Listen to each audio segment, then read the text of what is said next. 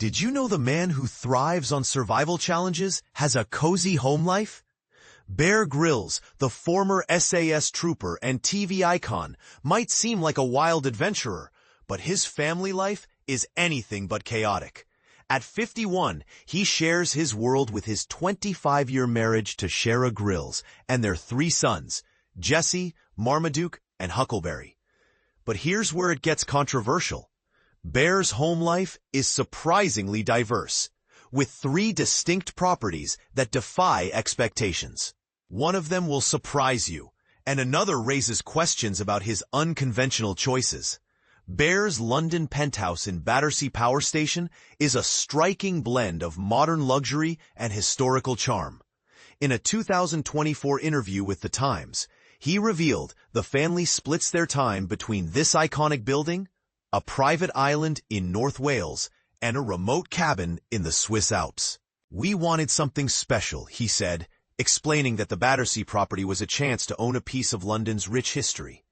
The family once moored a houseboat there, but now they live in a renovated landmark that feels like a step back in time.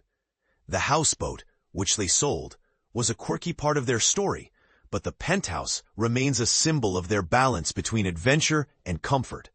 Then there's the island home in Wales, which initially seemed like a dream, but turned into a tale of grit. When Bear and Shara first found the property, it was in rough shape. Derelict buildings, no electricity, and a lighthouse that had seen better days.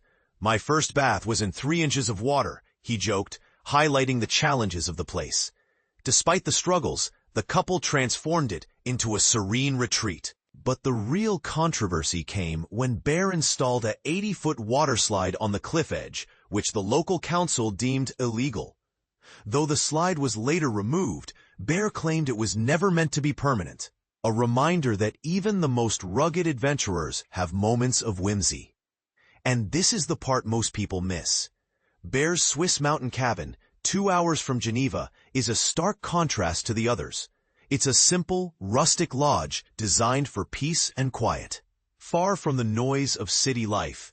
Yet its isolation raises questions about whether Bear's extreme lifestyle is truly about survival or just a way to stay connected to nature.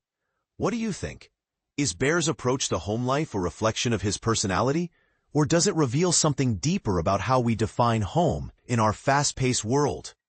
Share your thoughts in the comments below, because sometimes the most surprising parts of the story are the ones that make us question everything.